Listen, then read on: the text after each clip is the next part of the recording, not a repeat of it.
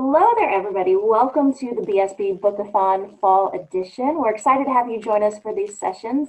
But I do want to introduce myself. My name is Melissa Brayden, and I am a contemporary romance novelist. I guess I would describe my books as fun and flirty with a medium side of angst, perhaps. And I am joined by two colleagues today. I have the Janes. I have Jane Kolven and Jane Walsh joining me. And hello, everybody. How are you? Hi. Hello, hello. So what I noticed, I checked in on the last panel that both of you participated in, and had a great time watching. But they had a couple of nicknames for you to kind of keep it straight for the attendees. So Jane Walsh, you were going by Regency Jane, and Jane Colvin, you were going by Holiday Jane. Do I have that right? Yeah.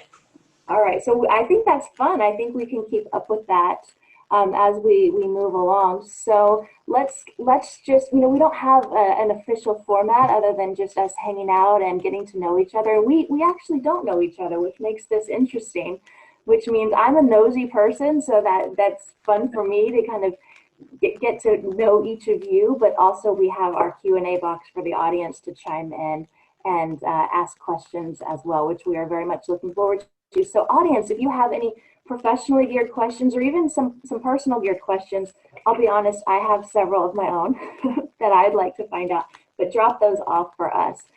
So I'm going to start with Holiday Jane. Can you tell us a little bit about who you are and what you write? Yeah, I'm Jane Kolven, Holiday Jane, because my book is, see if this works with a virtual background. There you go, we see it, yeah. The Holiday Detour, and it's a road trip, sort of rom-com, one crazy night, where everything goes wrong on a trip from Cleveland to Chicago. And my next book is The Queen Has a Cold, which is coming out in April, and it's a royal romance about an intersex non-binary heir to the throne and like the complications that being non-binary throws into a system that's always based on being a male prince or a female princess. Oh, wow. I love that texturized aspect of it.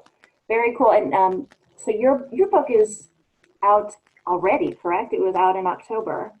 Holiday Detour came out in September. September, okay. So it's out there for people. And I should mention that we are running a special, which is exciting, a sale on our books until Sunday at 11:59 Eastern time on various titles of the different authors who are participating. And so just keep a look on the chat bar. You can see it there that the sale information is there. So if you'd like to pick up the Holiday Detour, which is already out, click on that link and it will take you there. And so we're very excited about that. And we have the Queen's Cold coming up, which also sounds really, really cool. I'm excited for that. Holiday Jane, we've covered. Regency Jane, tell us a little bit about who you are and what you write. I'm Jane Walsh, and they're calling me Regency Jane because I write historical romance, and specifically in the Regency subgenre. So my debut novel, Her Lady to Love, is coming out in November, and it's set in 1810s England, about a shy wallflower and a popular party girl, and they join forces and fall in love. I love it. I was checking out the blurb for both of the romances and was excited by both of them and added them to my list. But what you don't know about me is that I'm a huge, huge Regency fan. That is what I grew up on, really, in terms of my introduction to romance. And so you don't see a lot of it with women. And so I was super excited to see your title, and I can't wait to gobble it up. Gorgeous cover, by the way, on both of them. If you guys haven't checked out their covers, definitely do that. But we're really excited, and I can't wait to gobble up that book.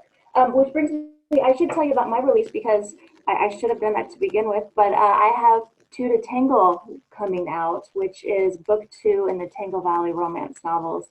And it is the story of Chef Gabriella and her romance with Ryan Jacks, who is the contractor helping to build that restaurant. So I'm excited for that. It's a November release coming out shortly. I can't believe we are already in November, you guys. It's absolutely crazy the way time is flying, right? So I guess why don't we just jump into some questions? I know we all kind of prepared a few, and then hopefully the audience will jump in and supplement as well. So should I go first, or what do you think? Sure. Okay, yeah. I think we should just start at the beginning, and say, what made you open your laptop and begin to write for the first time? Like, I don't know if you were 9 years old or 25 when you did it, but what made you do it? Let's go Holiday. Jane, you answer first. Oh, my answer is so sad. I was like one of those really weird, freaky, sickly kids. I was like always getting sent home from school for Oh being no. sick. I couldn't go outside. I didn't live in a bubble, but like, if you think about like a bubble kid, I couldn't go outside a lot. I was always sick. So I was always like tucked up in my room with pen and paper. That was because, it was like, we didn't have TVs in our bedrooms and we didn't have cell phones back then because I'm old. There was no internet. And so I would like sit for like literally the whole entire weekend with just like a pen and paper, entertaining myself in my room. So Oh wow, I love it though, because you kind of create your own rabbit hole and fall down, you know. yeah, I was it- an only child too. I should add that. It's like extra awful. I was also an only child and we lived like miles and hours from everyone else. Like we commuted to the city for school and for work, my parents for work. But sorry, like I had no friends. Why am I telling you guys this? I had no friends and I couldn't go outside. So I just entertained myself with like my fictional characters. Sad. Oh, I don't Well, think we're it's learning, bad, Sharon, you're getting it out. We're here for you now. right? No, I think it's fantastic. It was probably, like, if you think about it, fantastic training ground for your imagination and for storytelling. So I think that's the silver lining. I don't think it's sad. Don't be sad about it. Oh yeah, no, I mean it sounds really pathetic, but it also was like, it's an exercise in creativity and imagination, right? Yeah. Right? You were probably miles ahead of all of us if you think about it. All right, Regency Jane, what about you? What made you start writing? I also was writing as a child. Like I used both reading and writing as a form of escape. Like I was always with my nose in a book or my nose in my notebook. Mhm. Um, I did have siblings, and I wasn't sickly, but I wasn't a popular kid. I definitely, it was bullied a bit, and I used my time to kind of escape from those realities. But then I wasn't writing as an adult for quite some time. I wrote a few manuscripts in my 20s that never really went anywhere. They never got beyond like a second draft. So I'm very happy that I was able to finish something in my 30s and really like put it out there. Now it's published, which I think is amazing. So that's very exciting for me. It is. It's a culmination. It's like you did it. It's out there, and I'm confident you will continue to keep going from there, which is awesome. Fingers I crossed. I was different though. I was always involved with storytelling. I was into theater growing up, and in high school, that was my extracurricular activity.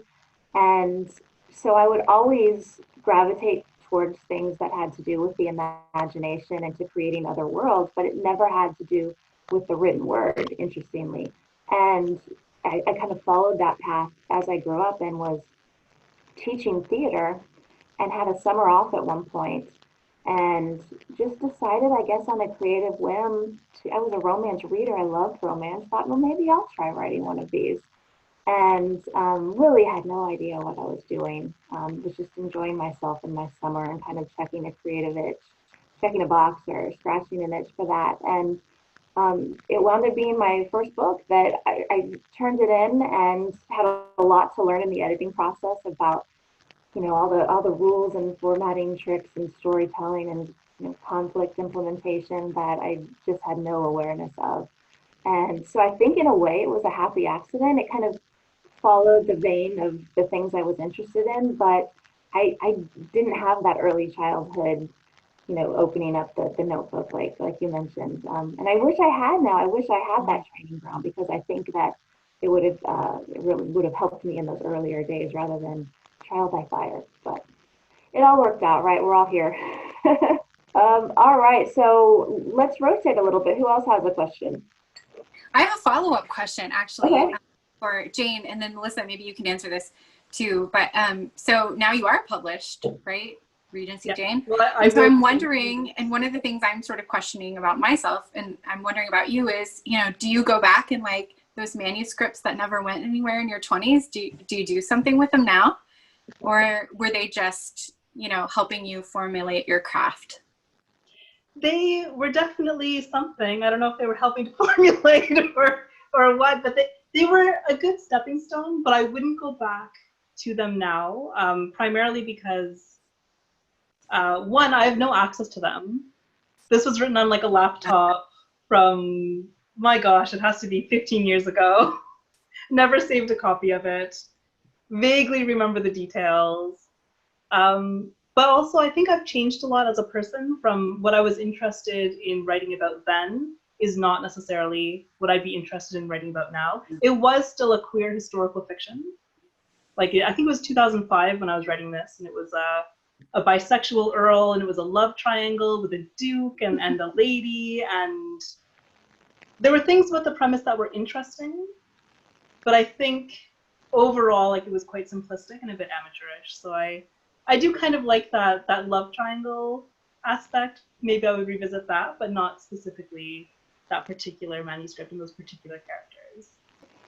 It's interesting. I can't answer the question the same way of like going back to years and years ago, but I can go back to early career of my own and look at a project after I wrote my first book, which was Waiting in the Wings.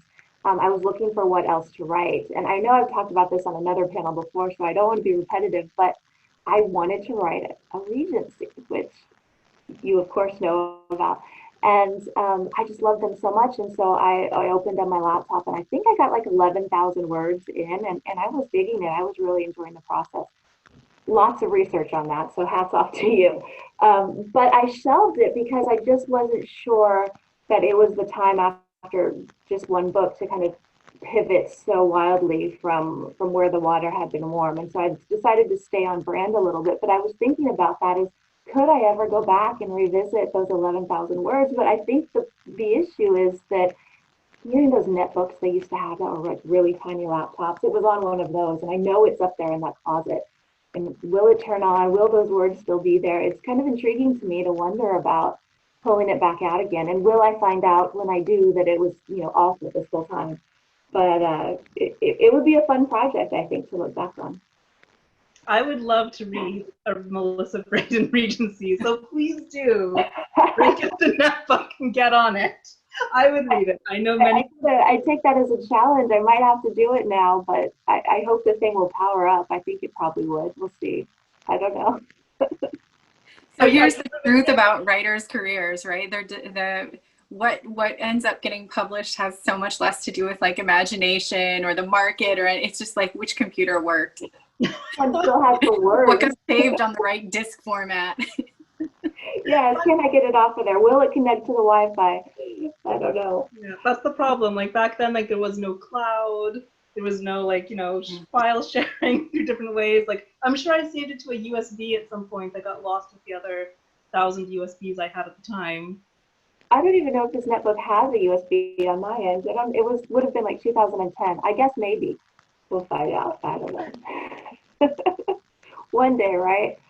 Oh, okay. Regency Jane, do you have a question? I do have a question.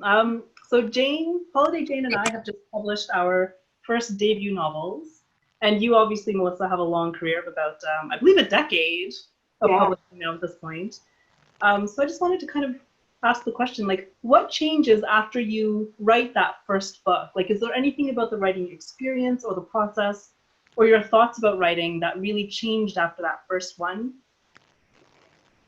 A lot. I would say a lot. I mean, there's so many different ways I could answer that question. I think the first piece of awareness after writing the first book, which, let's be honest, we all probably write our first books for ourselves. And we're putting it, thinking we might submit, but we're putting everything that we would want to see in a book on the page. And it really was for myself at that point. And then after it came out, I was just really surprised that I heard from people. Like I got an email with the first week it came out from a reader, and it was just like, they're talking to me? I didn't know that would be part of it. And that was a good and a bad thing, because then you have to sit down and write book two, and you're wildly aware of the fact that people have opinions about what you do. And that never went away. And so I felt like book two, some people call it the sophomore slump.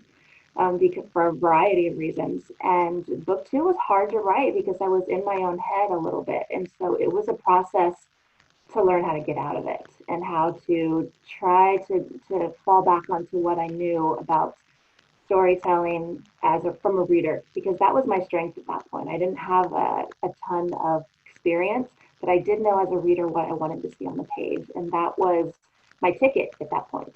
And so harnessing that and shutting out all the rest was important. And as we've progressed, I'm somebody who, I read reviews. I do.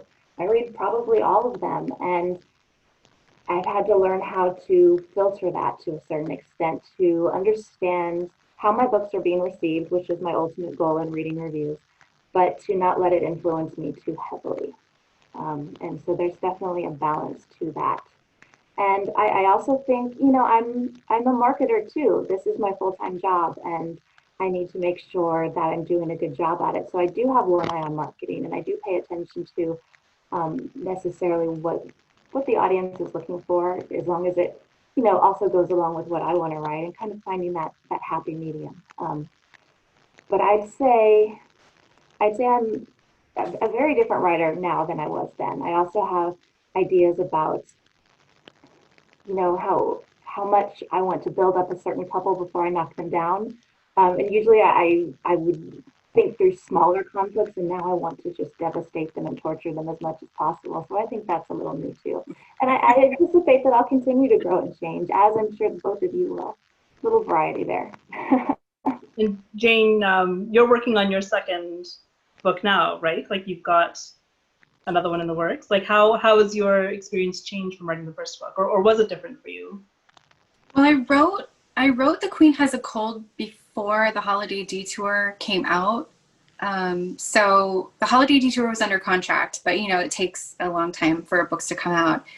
And I was working on this one then, and I think that, and we're just now getting to the editing stage, and I think it's what Melissa is saying. There's so much of like how a book has been received, what kind of feedback you've gotten, what you think people now expect of you and your brand, and so-and-so always writes books that are like this. And I think that's starting to like shape how I'm revising it. Yeah, I think for me, what The Queen Has a Cold, I actually started it before The Holiday Detour, I think, but it was like, I wanted to write a royal romance like so badly. And I wanted to do a queer royal romance so badly because I spent way too much time looking up gossip about the British royal family, like inordinate amounts of time. And I just needed to do something with that, like to be able to call it research, right? So it's not a waste of time. But it wasn't working. Like the book just wasn't working. I had this like royal character who was just like a total brat, and like I didn't even like them. And I was like, if I don't like this character, no reader is ever gonna like this character. Like, what is this misery? And then I wrote The Holiday Detour, which is like campy and cutesy and like fun and like lighthearted. And then when I went back to finish the royal romance, like the book completely changed. It was like the character changed. Everybody was like way happier and more fun. And I think that, so like there's something about finding myself and my voice and like who Jane Kolven's, brand is going to be, because I wrote under a different pen name before. That really helped me shape that second book. Do you have a second planned, Jane? Do you have Regency, Jane? I do. I have a second book under contract. So my first, Her Lady to Love, is out in November, and my second, Her Countess to Cherish, will be out in August 2021. And I haven't yet finished the final draft. So I am a bit nervous because I do have like my book coming out in a few weeks, and I am a bit worried about the feedback that I'll get before I will have finished the first draft of my next book. And I'm not sure how I'm going to read it during that last phase. Are you going to read the feedback or no?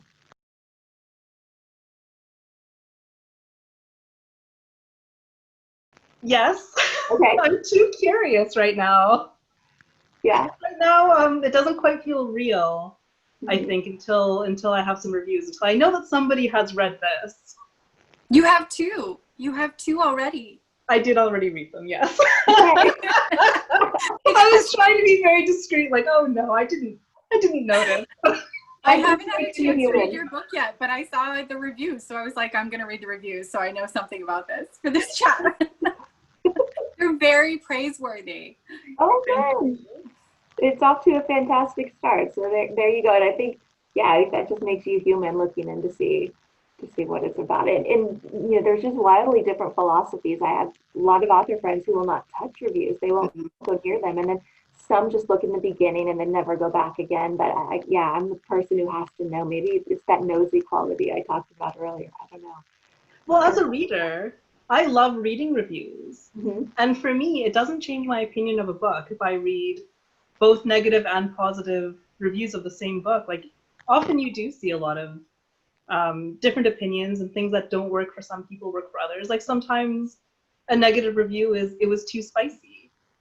But maybe you like spicy. So it's actually You like found a book. Yeah, that's true. I do find myself when I'm reading other people's reviews, you know, they could have a million 5 stars, and that's great, but those aren't the ones I want to read. I want to read about the people who have something to say, like the 3 stars and where the action is. You know, you kind of weed through to see what the nitty gritty is of the book, and you, like you said, you sometimes what someone else doesn't like is what you love, and so they've just given you a book recommendation when they didn't even mean to.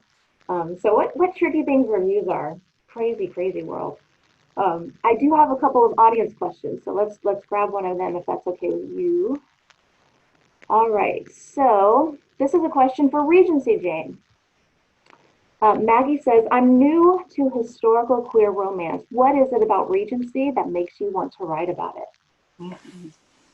I'm a big Regency fan. I love historical romance, and Regency has always been my favorite genre. It's what I grew up with. So I think very naturally, because I was such a big reader of it, I wanted to see more queer representation in the genre that I love so much, because there are lesbic historical romance, but it's not a huge genre. It's a fairly, it's a growing genre. There are more people writing it now than there were, and I'm happy to be somebody that is contributing to kind of, you know, more in the beginning stages of the genre. Like, I think it's a really exciting period to write about, especially because in a lot of ways, like, not a lot of people were paying attention to what women did and what their experiences were. So women were not really free to have these romantic experiences and romantic relationships, and they couldn't necessarily be public about them. But if there were certain things back in like the 1800s, like 1810s, when I'm writing, if there were certain attractions between women, like, they weren't really persecuted, they weren't really followed up on, because a lot of issues surrounding women, like, weren't seen as like noteworthy or interesting or worthy of comment. So it does kind of let you open up a bit about these characters, like what could they get away with that people weren't even noticing. Like, it does allow you like quite a bit of freedom that you might not know that you have in that genre. Yeah, and I'm thrilled that you've done it too. I think we need more of them, and I think those are all valid reasons. We have an anonymous attendee who says some very complimentary things about our books, but what they want to know is, what book do you love to reread?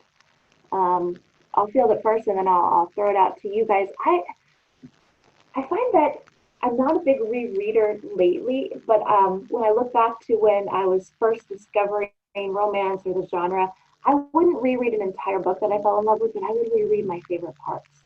I would like, oh, that scene. I have 5 minutes before I sleep. Let me read that scene again. And no, they weren't always like the love scenes, but it was a mixture of things. And I remember doing that multiple times with the book playing the role of herself, which I love a lot, that book. And so that was the one that I would revisit.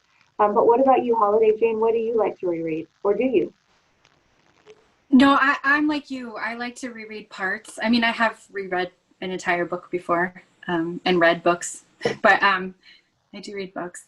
But I think it's like the favorite passage, and like the feeling that passage gives you, and like the comfort of that passage. But if I were hard pressed to like say a title, I don't know. I feel like I'm gonna pass on saying any titles. That's okay, but you do reread sections, which is fun. Oh, Recency Jane. This is interesting because for me, I'm a huge rereader. I am big into comfort reads. Most of the books if I love them, I will reread them. And I usually have one or two that I'm always, like, I've always got like something in the middle of. Like, I might not be rereading it as consistently as fast as I might have read something new. Like, I might take a break and read something new, but I'll go back to it. And there are so many titles, so many authors that I reread. I love Eloisa James, Susan Elizabeth Phillips. Yes, she's so funny, yes.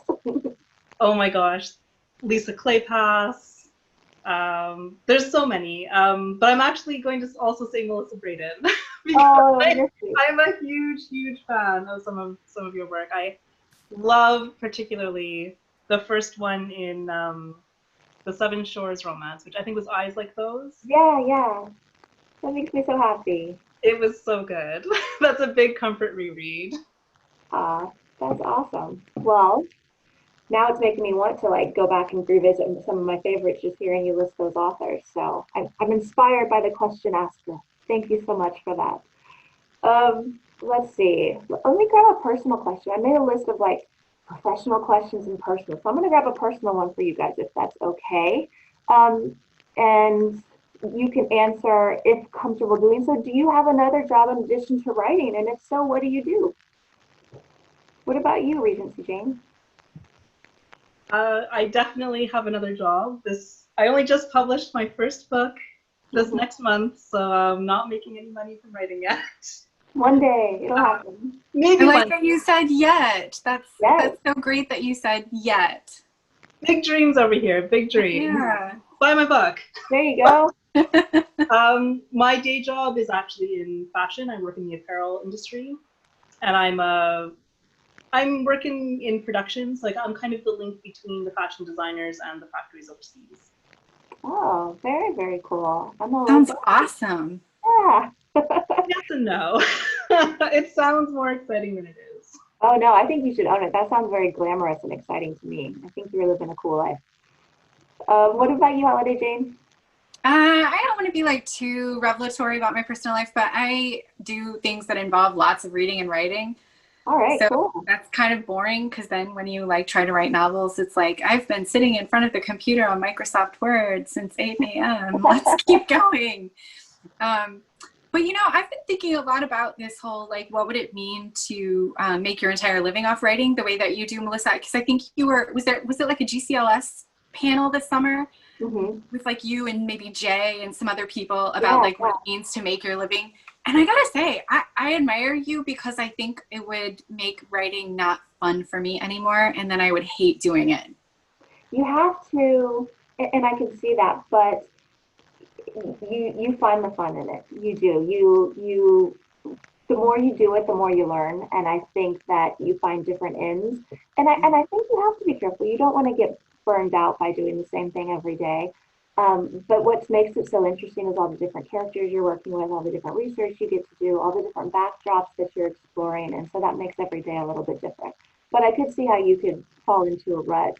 Well, and with your productivity too, like Jane and I are at the stage where it's like one book at a time. But with your productivity, you've probably got one's in edits, one's in development, one's in research. And so it gives you like probably a way to break up your day. Right. So if you're not feeling one hat, you can always switch to another and do something marketing related, doing something proofreading related. But when I started off, I don't think I went full time until about halfway through the career, and I was working at a slower pace and about one book a year, and there was something exciting about at the end of the day getting to write, getting to come home and write. That's a little bit different now when you wake up and do it for sure.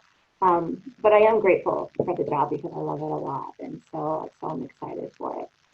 Let me see here. I see we have some Q&As in the box.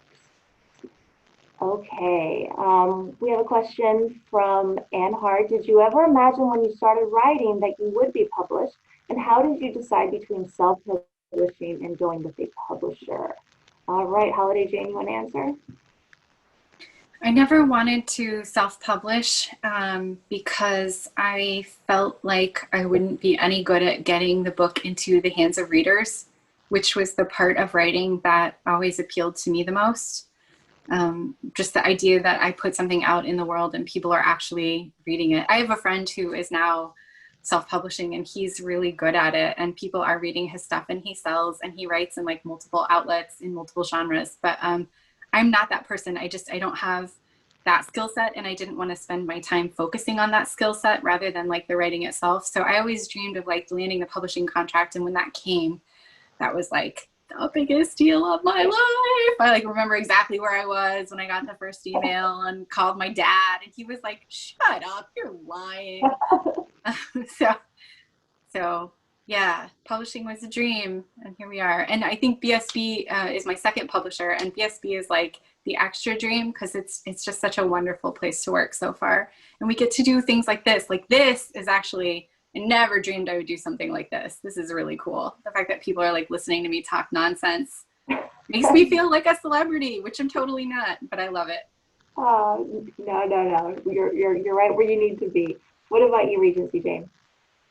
I'm definitely with Holiday Jane on this one. Like I would be terrible as a self-published author. Like I don't think I would know how to do any of the marketing. You have to arrange like for your own cover design. You have to do so much work that you don't even realize that goes into publishing. Like the typesetting and just like all the organizational things, like how to get the reader copies out for reviews, like how I don't know how you do any of it. Like I would much rather leave that in the hands of very capable professionals. So I'm very, very happy to be published by a traditional publisher, and Bold Strokes Books was my first choice because I had read so many of their authors. Like before I started writing again, like I was reading Bold Strokes authors. And so they were really like the publisher that came to mind, like when I was ready to submit Her Lady to Love. Awesome. Yeah, I think I have to echo what you guys said, which I guess I just know my lane, and I know that I like writing and I like telling stories, but I wouldn't pretend that I know how to do all that other stuff. I'm not gonna, tomorrow decide that I want to train on the job to be a plumber. I wouldn't be good at it. I don't have the skill set, and so I kind of wanted somebody who knew what they were doing in terms of distribution and marketing and design to do what they're good at, so I kind of focus on what I'm good at. And I know that there are so many indie authors out there that are doing a fantastic job because I watch them in awe of all that they're doing. But I'm not sure I have it in me to be as good at it as they are. And so that's how I knew that I was going to go with the publisher. And I remember, I read a variety of books in the genre and knew who, the different publishers were, but I think I was looking for authors that reminded me a little bit of my style. And I tried to look at where they were published. And I remember writing out my list, like, here's where I'm going to submit first, here's where I'm going to submit second. And for those of you who haven't ever submitted a manuscript before, a lot of publishers want you to send in your manuscript and then wait for a response before you're simultaneously submitting it somewhere else. So my goal was, well, I'll send it off, and then when it gets rejected, I'll go to number 2. And when it gets rejected, I'll go to number 3. And I was very lucky because Bold Strokes was my first choice, and it's worked out. And I just echo what you guys have said, that it's been a fantastic partnership. And so I feel very lucky because I get to sit here and chat with you guys, which is a fantastic afternoon. I think it's also the community aspect too. I mean, writing can be so solitary anyway, that if I didn't have an editor to talk to or other authors that I knew through my publisher to talk to, I think that would be just extra depressing for me. Right? There's a support system in place about people who are going through what you are going through, and who you can to chat with about those kinds of things, which is helpful. And you guys all meet up too, right? Like when the pandemic's over, we get to go places and like meet each other in real life. Like that seems really fun. I was just lamenting today that this is the time of year that Bold Strokes usually is in Provincetown for Women's Week, and that's one of my favorite places to visit. It's one of my favorite book events of all time, and so I'm super bummed that I won't be packing a suitcase this weekend or come Monday. So next year, I hope that we're back up and running in P-Town, and we can all do this in person and have a nice cocktail at the Squealing Pig, and look forward to that. But yes, there's events throughout the year, and it's a really great way to not just to hang out and socialize with colleagues, but there's some great learning opportunities as well in terms of seminars and workshops out there. So that's a great way to get us out of our little writing nooks and into the world and around other human beings, which is great. Okay. Does anyone have a question, or should I go to audience? This is another question for Regency Jane. How long did it take you to write your first book? And when did you know that now it's finished and there's nothing else to remove? And actually, you could both answer this. So Regency Jane first. How long did it take you? Well, the book that I wrote now, like Her Lady to Love, I think I started it in either 2017 or 2018. It took about a year and a half, maybe a year and 3/4 to write, but not all of that was consistent because I didn't know that I was actually going to finish this one and actually move to publication. Like I had written 1 or 2 drafts before previously, and I kind of thought in the back of my head, this would be the same story. Like I'm writing for fun, like I'm, kind of noodling at it. Yeah. So I would write for maybe a month and a half and get maybe 10,000 words. Then I would get frustrated and take 4 months off, and then I would revisit it. And it was kind of like that for about the better part of 2 years. But the actual writing time was nothing near that. And it was really hard to know when I was done because I've never gotten past like a second draft.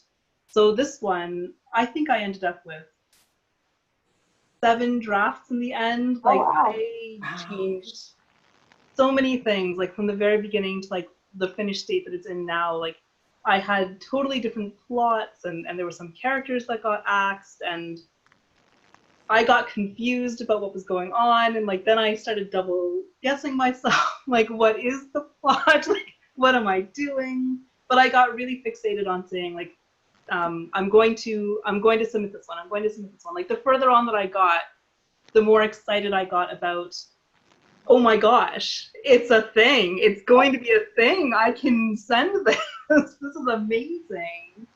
So it took a long time. And even at the end, I don't know if I knew that I was finished or if I just knew that like I was so done and I needed to move on because I couldn't stand working on this anymore. Like at a certain point, this is what it is and they can accept it or not, but this is all I've got. That's great. This is it. Just take it now. I'm done. Holiday Jane, writing your first book, how long did it take and how did you know you were done? That how do you know when it's done was a question I was going to ask both of you. But in terms of writing, the Holiday Detour, actually all my books I write in like 6 weeks. I'm a fast writer and then I agonize over the revision process. So I do most of the work in revision. I just like puke things out onto the page and then like have to clean them up. And that is painstaking. That takes months and months and months. And I do like this really super involved like 3-step process of revising and like massively overhauling. And then there's the surgical precision of like the line edits comes after that. And so it's really involved. It takes forever. But in terms of like actually getting it out, what works for me is like get it all out because you can always do something with it once it's on the page, but you can't if it's not there yet. So I tend to just write really fast. I'm impressed that with that first process, that 6 weeks of just getting that first draft out there. I do you guys do, I do NaNoWriMo every year. So the goal of that, National Novel Writing Month. So the goal of that is to write a novel in 4 weeks. So I do that every year, which helps. And have you been successful? I tried it one time and I failed miserably. No, I do it every year and I finish every year. Oh, yeah. Wow. I mean, they're not good, right? It's out there. It's like all the plot is out there, and then you take the months after to like clean it up into something that's hopefully readable. And see, that's my favorite part. I love the editing, the polishing, the crafting, the scene one. It's the draft part that's so difficult for me, and I think that's why it takes me longer than it should on the draft part, was because I'm just waiting to get to that next part, and so I drag my feet a little bit because I don't enjoy the first part as much as the second part. I'm working on it. I'm working on getting better at that. I'll answer the question. My first book, it took me roughly a little over a year to write, and I've gotten faster since then, but not as fast as 6 weeks. I'm going to work on that. All right. Who has a question? Anybody? Holiday Jane, do you have a question? Yeah. I wanted to know, Actually, I think that we tend to think of historicals as requiring more research, but I don't know that that's necessarily true. So I wanted to know about research process. So Regency Jane, obviously, like you have this deep historical research that has to be done, right? But Melissa, contemporaries need research too. I'm sure there was some research into winemaking that has gone into your recent series. So what does the research process look like for you guys? Is it just Wikipedia or what? All right, Jane, you go first and I'll follow. I definitely have some historical resources. Like I have some biographies of like Beau Brummel. I have a history degree also, but not in the Regency era. Like my history degree was mostly in early modern England, like late medieval, early Renaissance. But I really love history and I love reading about it. So I also read a lot of Regencies. So I think a lot of my research comes from reading both like primary and secondary works. But I don't know if I do as much research as I should, which is a bit embarrassing. Like I always feel like I should really have taken this a lot further. But actually, can I ask a follow-up to that? Because actually, I think people who read Regencies, right? And so actually, the research of reading the other novels is the research, because readers probably expect that what they've seen in one book, they'll see in another, in terms of like the setting and the way society is organized, whether or not that's actually factually true, right? That's actually a really fascinating point. Like, yes, there's definitely like there's kind of a shared universe that's considered like historical romance,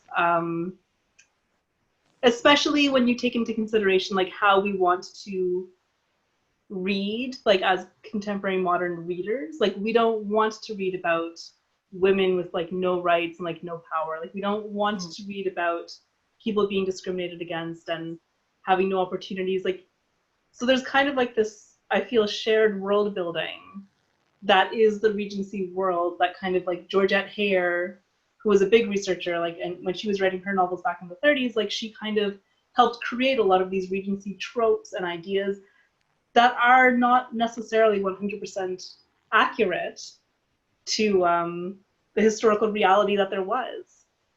But that's kind of like, it's a fun part of world building, because it's like you're all doing it together. Like it's not when you're writing a fantasy novel and your fantasy world has to be its own distinct, unique thing. This is like fantasy, but we all share kind of the world building, which is really, really interesting. Yeah, I think as I reflect on my 11,000 words of Regency work, it's funny, that was a little bit of the research that I did was Beau Brummel. I remember pulling up information on dandies and fashion, and I did do a lot of research as a teenager, just tearing through those novels, and I had all the buzzwords, and I knew what a lot was just from reading. And so I think that that's a very valid point that you made, Holiday Jane, in terms of you just absorb that to a certain extent without even realizing it when you're going through them so fast. But in terms of contemporary, yeah, it depends on your topic, and I've never been, in my opinion, too incredibly daring with my subject matters. I'm terrified of writing anything in the legal field because I know that I would be so out of my depth. And I have fantastic resources out there, but it's still a little scary for me. And medicine's the same way. I don't have a medical or scientific background, and so it would take a lot. I wouldn't want to get it wrong, and there's too many people out there who know that world. So maybe one day, but I have picked up topics that I didn't know anything about. I have a performance background, but nothing to do with ballet. And so when I wrote First Position, there was a period before I ever wrote a single word that I just kind of lost myself in research and learned everything I could about the New York City Ballet and the School of American Ballet, and how those very young dancers are brought up into in the culture when they're in the second grade even, and how they're just trained for this their entire lives. And it was a super fascinating period to research. But then I compare that with the surfing research I did for the book 3 of Seven Shores. And I got to tell you, I was so out of my depth with that topic. Surfing is like a whole nother language, and I had no idea what I was getting into. But the book had already been scheduled, and we had cover art and we had blurbs, and I'm sitting here in this research going, well, what have I done? But you find a way through, and I think what I've learned is every little piece of information that I've gathered does not necessarily have to make it to the reader. They don't need to know all of this stuff. They just need to feel the world. And if my understanding of the world is there, then I can make them feel it. And so I think that's the best lesson that I learned about research. So, yeah. But you know, Holiday Jane, what about you in terms of your writing? What have your research experience been? Well, my forthcoming one is it's set in a made-up country, but it's nestled between France and Switzerland, and so the monarchy draws really heavily on all that tabloid gossip I was talking about earlier. But also, like, I studied French and French history, and I lived in France for a while, and so I got to like do a like a great refresher on all of that stuff that I learned, and then slightly fictionalizing it for this made-up country. And that was really fun to like dive back into. And I needed, oh, I can't talk about that because that would be a total plot spoiler. Never mind. There was research about other thing. You'll find out when you read the book. But the Holiday Detour, the one that is just out, is set on the highway between Cleveland and Highland Park, Illinois, which is a suburb north of Chicago.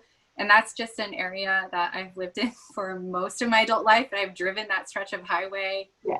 Probably thousands of times, so I can tell you every rest stop and every accident that happened. So that research was like life, was the research there. Which is the best kind of research, really. Yeah, for sure. Just kind of what's innate to you and what Well, we are coming to the end of our time, so I want to remind everybody about the books that we all have coming out. So if you have yours nearby and you want to grab your copy of your book, once again, I have Two to Tangle, and we have The Holiday Detour as well as Her Lady to Love, all available shortly. But don't forget, there is a 15% off sale happening through Sunday at 11:59 Eastern. So right there in the handy dandy chat bar, I think you can see the links to follow that. And I want to thank Team Jane for joining me here today. And it was great to get to know both of you, and I can't wait to see you in person and do one of these things face to face. And the questions were fantastic, everybody who contributed, and we had a great time in the chat bar as well. So have a fantastic rest of the day, but don't forget the Bookathon continues, and we have more programming throughout the day and tomorrow as well. So thanks, everybody. Thank you. This was so fun. Yeah, this was great. It was great to get to know you guys a little better. I know. Well, take care, everybody. Bye-bye.